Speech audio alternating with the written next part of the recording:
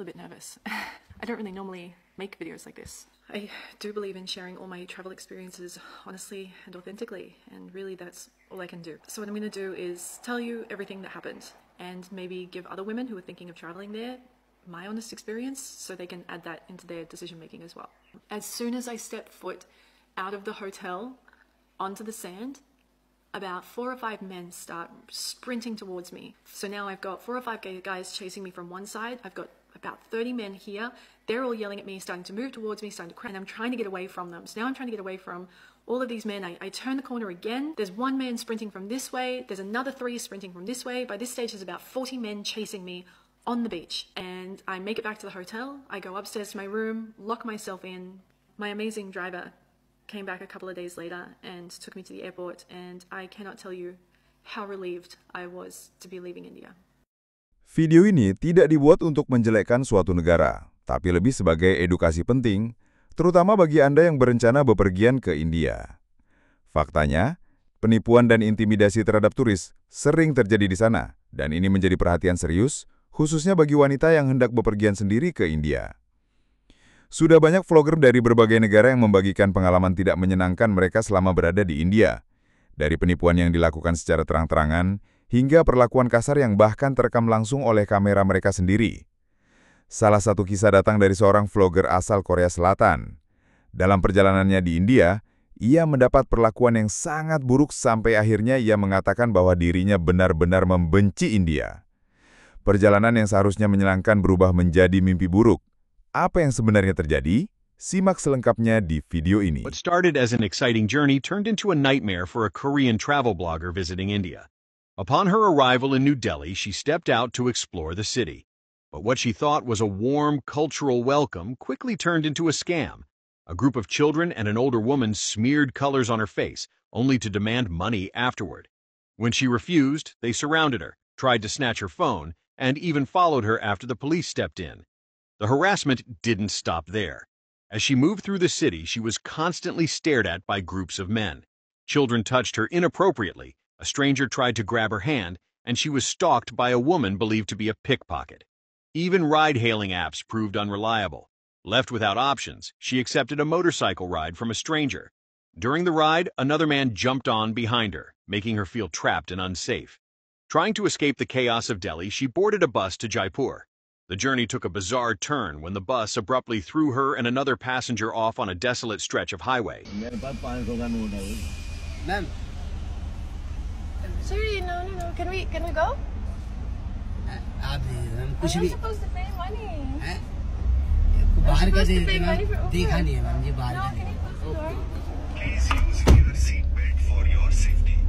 What is that?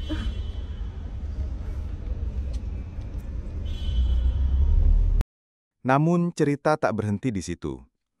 Di bagian akhir video ini, kami akan membagikan pengalaman mengejutkan dari 2 pemuda Indonesia. Hendy, usia 25 tahun dari Sumedang, dan Dani, usia 25 tahun dari Cikarang Timur. Mereka melakukan perjalanan spiritual dengan berjalan kaki dari Cikarang menuju Mekah untuk menunaikan ibadah umroh. Kisah inspiratif Hendy bisa Anda ikuti di akun TikTok-nya.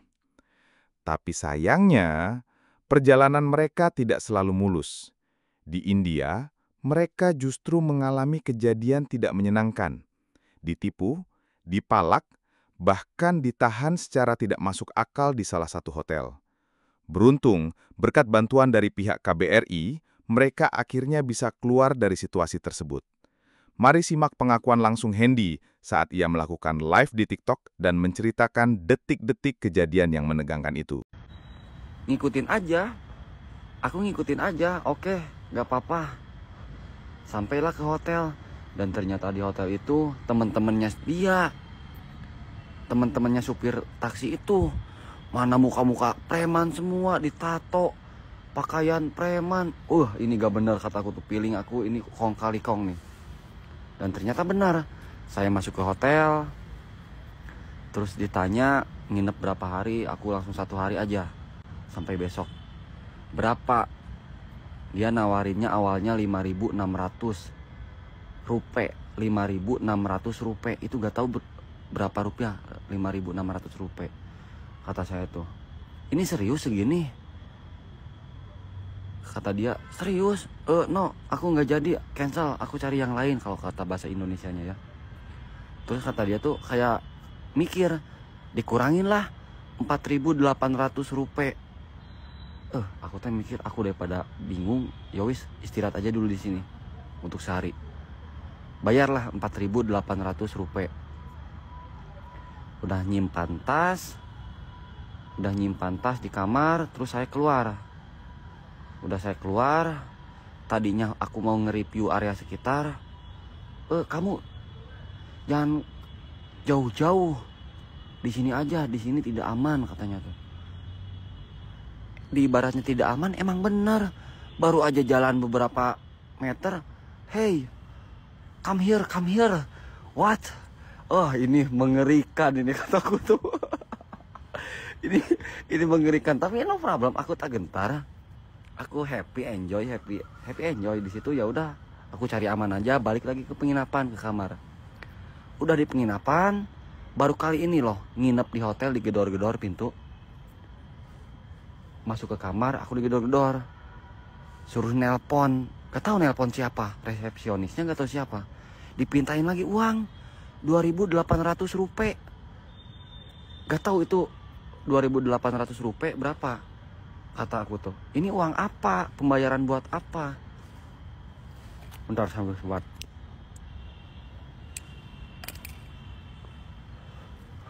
Ini uang buat bayar apa lagi? Kata dia tuh, ini buat bayar pajak atau barang kerusakan. Tadi kan saya udah bayar, itu kan di ibaratnya plus biaya hotel sama pajak. Kenapa harus bayar lagi? Ya ini bayar dulu, wajib, kata dia tuh. Di situ saya sama gak tahu pegawai hotel, gak tahu oknum.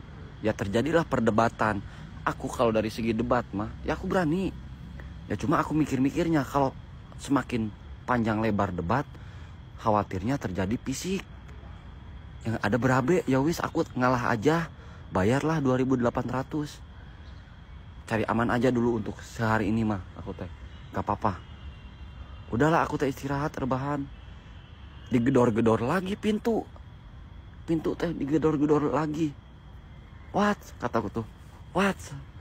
You drink bir, alkohol, sambil ngeliatin handphone.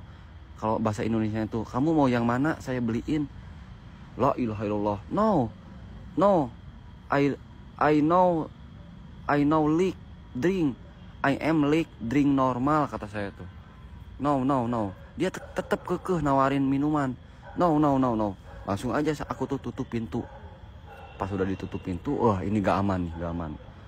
Aku tuh mikir, gimana ini ya?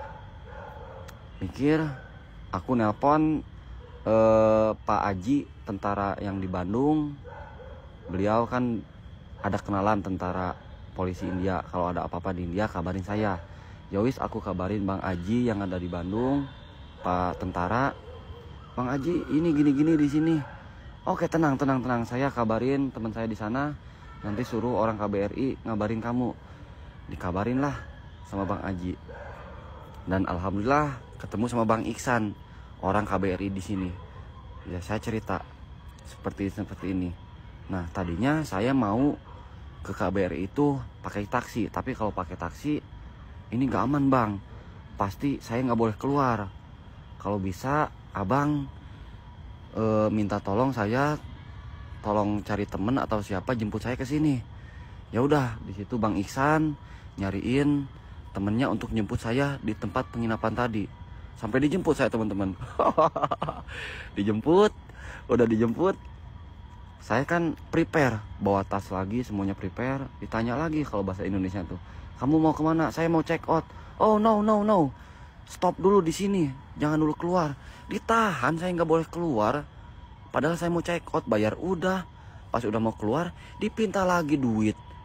Hampir 900 rupiah. Itu gak tahu berapa tuh.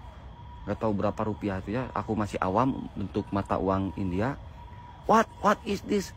Saya udah bayar 2 kali, kenapa harus bayar lagi? Di situ saya telepon lah Bang Isan. Bang Isan, ini gak benar Bang Isan di sini. Bang Isan, telepon sama Bang Isan lah.